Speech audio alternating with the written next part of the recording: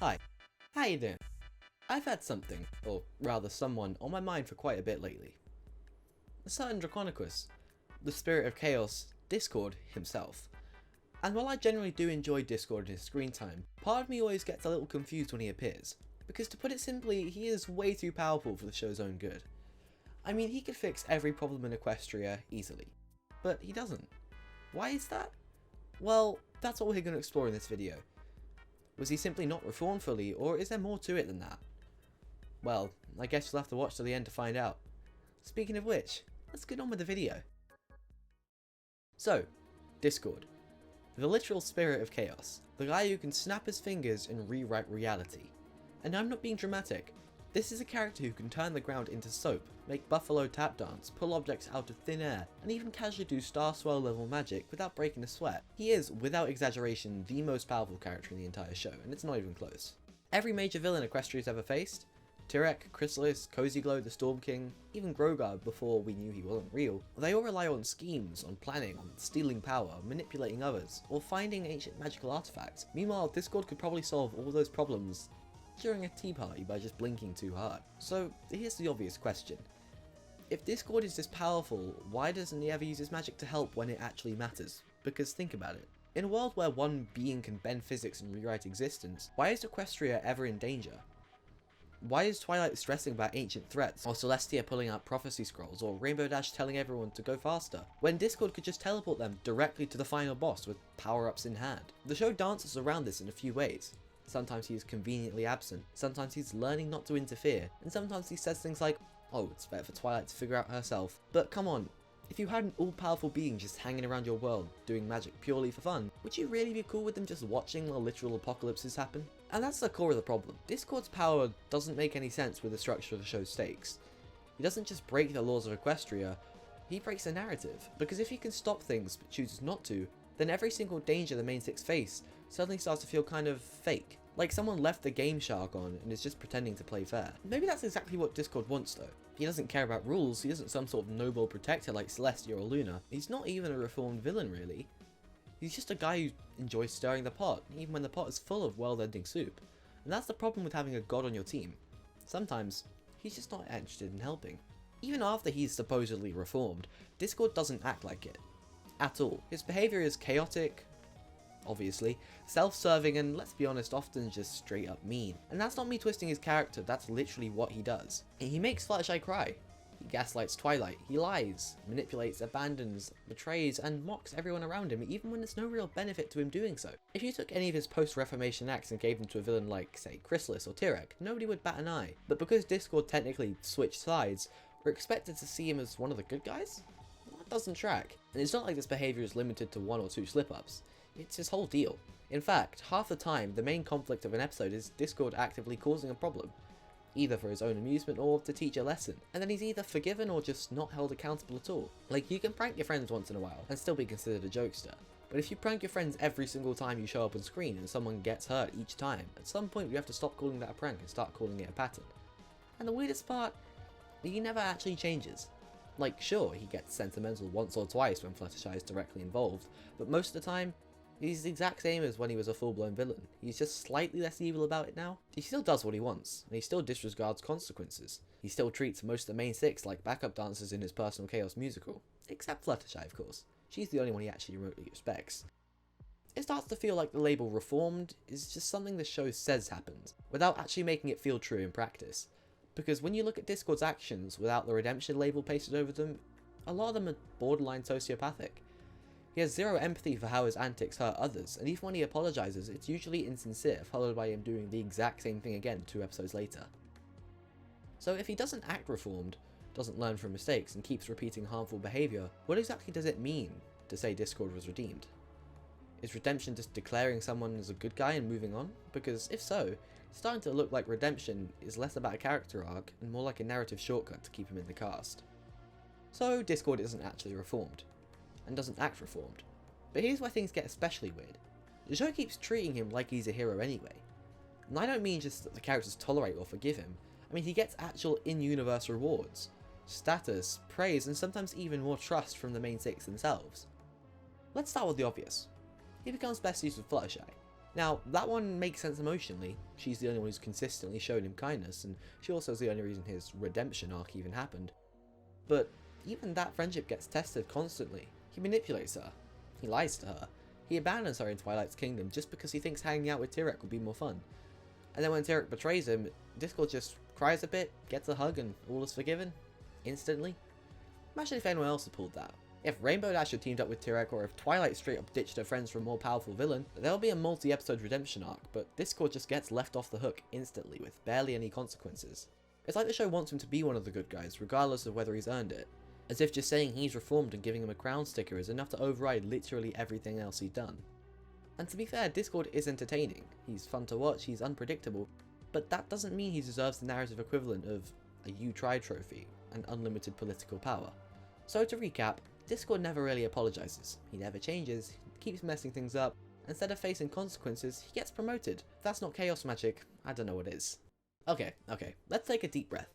Because yes, Discord's redemption arc is messy, it's inconsistent. Sometimes it feels like the writers just let him do whatever he wanted because it was funny. But here's the thing, he's still my favourite villain. And honestly, I think there's still something kind of beautiful in the chaos.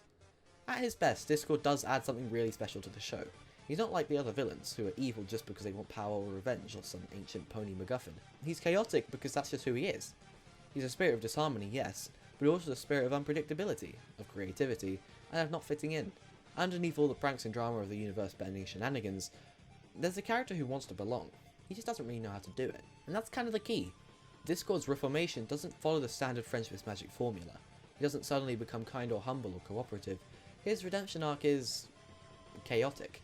It happens in bursts. Sometimes he helps, and sometimes he backslides, and sometimes he makes everything worse in the process of trying to do good, and there's certain realism to that.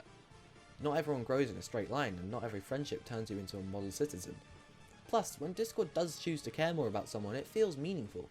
His bond with Fluttershy, even if it gets tested a lot, is one of the most genuine things in the show.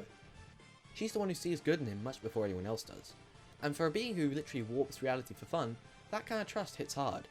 And yeah, maybe he never learns the exact lesson the writers want him to, maybe his character growth is more of a chaotic scribble than a neat little arc, but that doesn't mean it's worthless.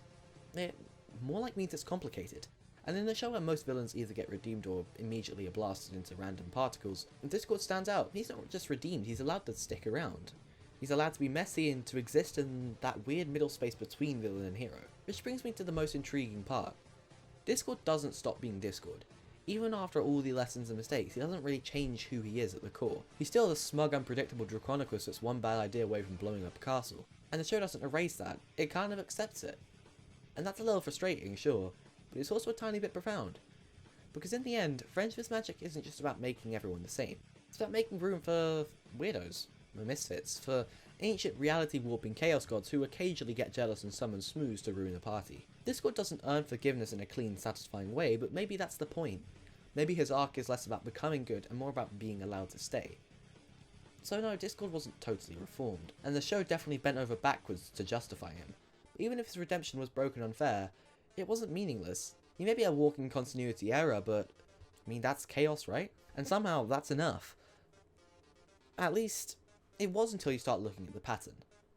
Because when you zoom out a little, something strange starts to happen.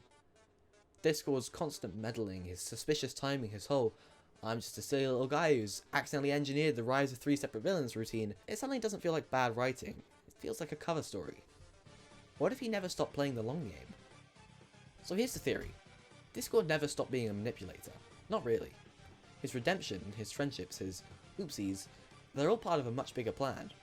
A plan only he could fully understand. Because at the end of the day, who benefits most from a world constantly teetering between harmony and chaos? Discord. Look at the timeline. He helps Tyrek in Twilight's Kingdom, betrays everyone, and gets forgiven. He sends Twilight and her friends on missions so he can mess with Starlight. He gives Sombra his powers back, he fakes Grogar's return to unite all 3 villains, and after that, he basically just shrugs and gives a whoops.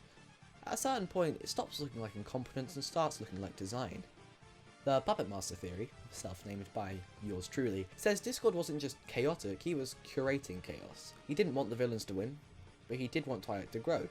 He did want Equestria to be more dependent on him, and he did want to stay relevant, so he created threats he could later help to solve. He pushed the heroes just far enough that they needed him, but not far enough to question him, and maybe the wildest part, it kinda works. It makes everything make more sense, and not less.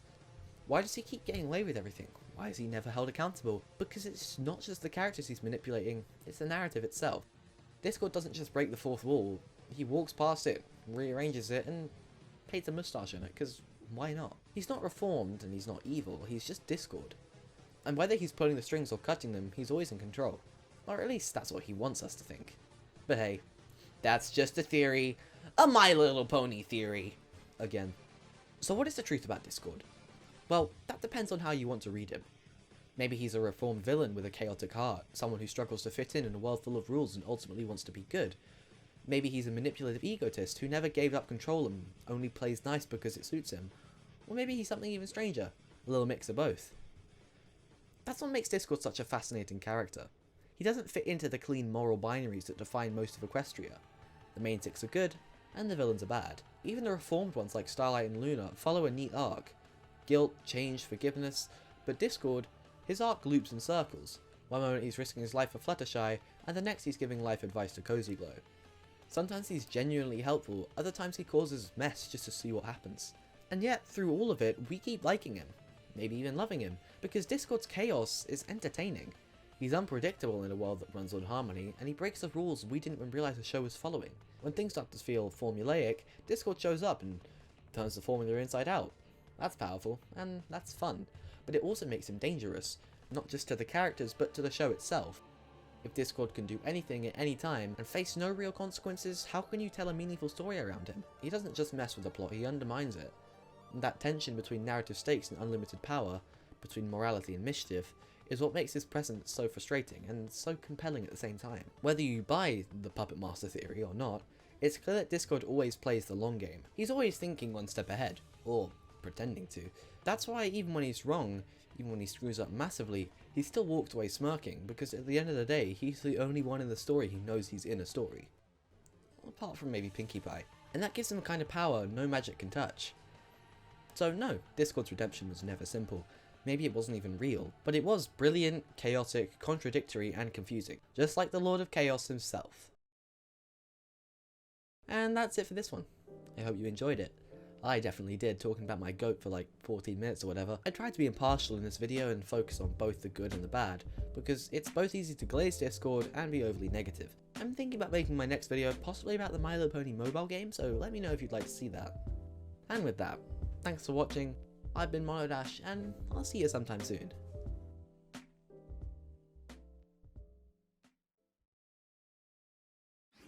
Looks like we might be due for a big old storm of chaos.